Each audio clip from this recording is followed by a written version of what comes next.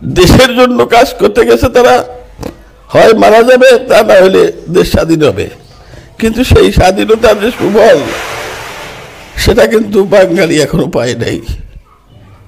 এটাই আমার দুঃখ যে বাঙালি সেই স্বাধীনতার যে সুফল, যে কারণে আমরা মুক্তিযুদ্ধ করেছি, যে কারণে আমরা শহীদ হয়েছি, সেই কারণে সেইভাবে দেশ সুফল জনগণ পায় নাই। জনগণ যাতে এই সুফল পায় এই ব্যবস্থা তোমরা ভবিষ্যতে করবা। এক সাগর রক্তের বিনিময়ে বাংলার স্বাধীনতা আনলো যারা, আমরা তোমাদের ভুলব না। বাংলাদেশের ইতিহাস ভিন্নভাবে লিখতে হতো যদি না এই দেশের বীর সন্তানেরা সেদিন রুখে দাঁড়াতো। তাদের দুঃসাহসিক সব অভিযান, কষ্টের সেই দিনগুলির কথা কিংবা বিজয়ের আনন্দের ভাষার কথা শোনা যাবে তাদেরই জবানিতে। সেই বীর মুক্তিযোদ্ধাদের সাক্ষাৎকার সেশনে আপনাদের সকলকে আমন্ত্রণ জানাচ্ছি। আজকের এই সেশনে আমাদের সাথে যুক্ত আছেন একজন বীর মুক্তিযোদ্ধা শেখ জাহিদ হোসেন স্যার। চলুন তার কাছ থেকে গল্প কথায় জেনে নেব যুদ্ধকালীন সময়ে নানান স্মৃতি কথা। তো স্যার, আসসালামু আলাইকুম রাহমাতুল্লাহ। ওয়ালাইকুম আসসালাম। স্যার, আপনি কেমন আছেন? আমি আল্লাহর ইচ্ছায় আপনাদের দয়ায় ভালো আছি।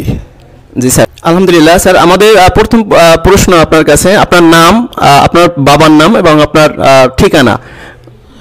আমার নাম শেখ জাহিদ হোসেন, পিতা গহের আলী শেখ, গ্রাম দক্ষিণপাড়, পোস্ট অফিস উনশিয়া, উপজেলা কোটালীপাড়া, জেলা গোপালগঞ্জ। ওখান থেকে চাকরির সুবাদে এখন আমি বরিশালে থাকি। বরিশাল বিএম কলেজ সংলগ্ন তালভিটা প্রথম গলিতে 20 নম্বর ওয়ার্ড, বরিশালের 20 নম্বর ওয়ার্ডের এখন আমি বাসিন্দা। স্যার, এখন বর্তমানে আপনি কেমন আছেন? বর্তমানে আল্লাহর ইচ্ছায় জনগণের দোয়ায় ভালো আছি। যাক, আলহামদুলিল্লাহ। আমরাও আপনার জন্য দোয়া করি, আপনার সুস্বাস্থ্য এবং দীর্ঘায়ু কামনা করছি। আর আমাদের সাথে এতক্ষণ সময় দেওয়ার জন্য আপনাকে অসংখ্য অসংখ্য ধন্যবাদ। আমাদের জন্য দোয়া করবেন, আমরাও আপনাদের